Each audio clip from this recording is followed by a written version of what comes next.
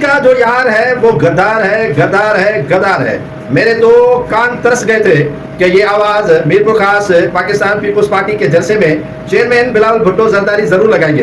परचम थामा था पाकिस्तान का जबरदस्त, ललकारा मोदी को जबरदस्त, सिंधु दरिया पर कदगन होगा तो खून बहेगा जबरदस्त, लेकिन एक नाम नहीं लिया कि जो मोदी का यार है वो गद्दार है। कैदी नंबर 804 ने भारत को ललकारा और भारत को आड़े हाथों लिया। एक ट्वीट किया गया कैदी नंबर 804 की तरफ से तो वो मिलियन में चला गया।